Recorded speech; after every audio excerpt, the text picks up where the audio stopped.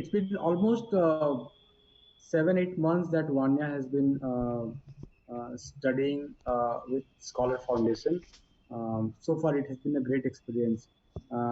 The best thing that I like about the Scholar Foundation is that they hold meetings with parents, just not with parents, but with the kids as well, where they try to understand what is the problem the kid is facing, right? And then they try to come up with a solution for that problem, which is really good.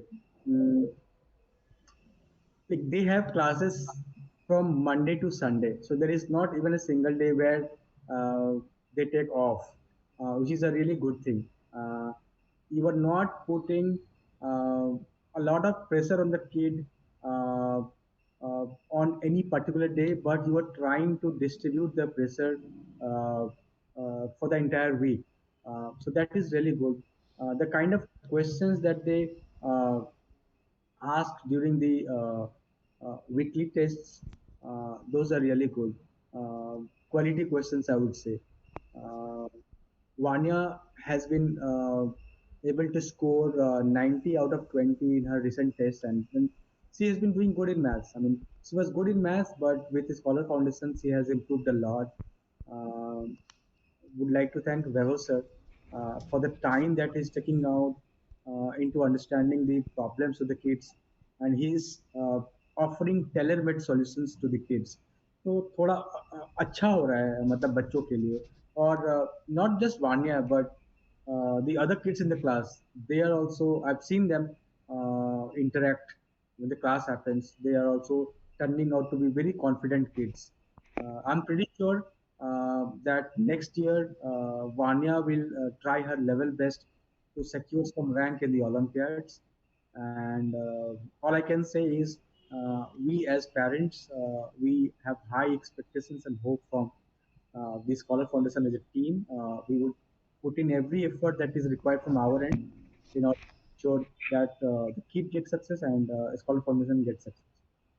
Thank you, Dipesh sir. It's been 7, 8 months कैसे पार हुए पता नहीं but आगे का experience भी मैं expect करता हूँ कि काफ़ी अच्छा रहेगा जी, जी। जयश्री मैडम हमेशा फ़ोन पे बात करते रहती हैं so she talks on every now and then about how the kid is doing so which is really good Mayank sir और बाकी जो टीचर्स हैं सब सब सब टाइम दे रहे हैं and I think that is what is required अच्छा बिरयानी बनने में टाइम लगता है और अच्छा मटेरियल लगता है तो अच्छा धीरे धीरे करके आप लोग अच्छा कर रहे हैं मुझे पूरा भरोसा है कि बिरयानी अच्छी बनेगी और स्वादिष्ट बनेगी और ओलंपियाड में रैंक आएगा अच्छा रैंक आएगा सारे बच्चों का आप लोग अच्छा काम कर रहे हैं सर मैं ऑल द बेस्ट कह सकता हूँ हमारी तरफ से अगर कोई जरूरत पड़े तो we as parents are always there thank you जी, सर सर। जी सर, बहुत-बहुत धन्यवाद। एंड मतलब जो बच्चे में कॉन्फिडेंस आ रहा है और ये जो आप बोल रहे हैं कि ओलंपियाड्स एंड ऑल है, इसके लिए जो अब हम जो नेक्स्ट सेशन का जो प्रिपरेशन कर रहे हैं, वो एक बहुत बड़ा चेंज लाएगा। जो एज़ अ पेरेंट्स आपका क्या इन्वॉल्वमेंट रहेगा, उसका एसओपी, जो ऐप में हम इंटीग्रेट कर रहे हैं, भले ही हम बहुत कम बच्चों को ट्रीट कर रहे हैं, लेकिन हम वर्ल्ड क्लास जो कोचिंग है जो ऑनलाइन में और कोई कोचिंग दे पाए, उससे भी अच्छी हम फैसिलिटीज़ अब हम और इंक्लूड्स कर रहे हैं ऐप के थ्रू। एंड पेरेंट्स का भी जो इन्वॉल्वमेंट है वो शायद और कोई कोचिंग उस हिसाब से ट्रैकिंग सिस्टम नहीं लगा रहा है जो अपन लगा रहे हैं।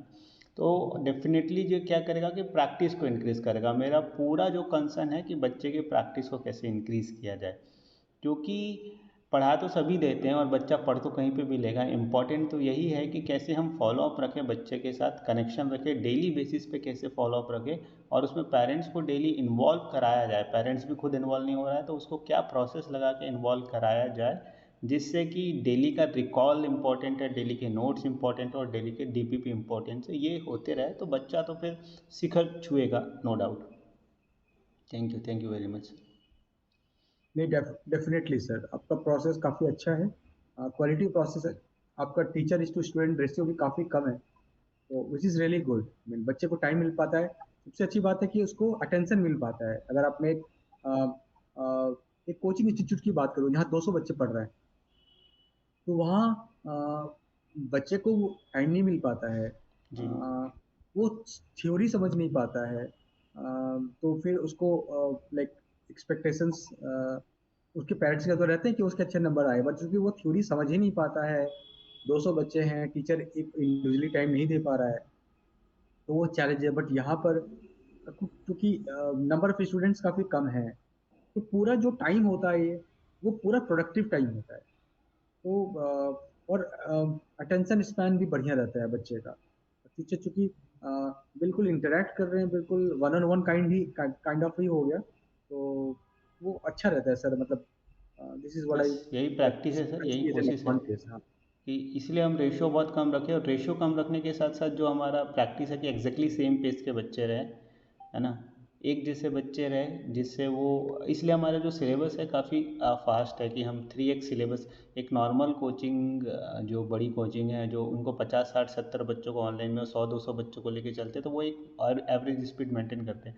बट हमारे साथ क्या है कि जैसे हमने एक 15 क्वेश्चन का डीपीपी दिया, तो बच्चों का सेम लेवल होने के कारण बच्चों के डाउट्स भी वो मिनिमम आते हैं, साथ साथ वो एक जैसे आते हैं। तो उसके बाद क्या है कि जो 3 क्लास में डीपीपी हम सॉल्व कराते हैं क्लास में, वो हमारे पास समय बच जाता है। इसके कारण हो रहा है कि हमारा 11 तक का सिलेबस 8th में कंप्लीट हो पा रहा है। तो वही एक प्रोसीजर है जो हम लेके चल रहे हैं कि बच्चों को जिस लेवल का बच्चों को चाहिए उस लेवल का मिल पाए।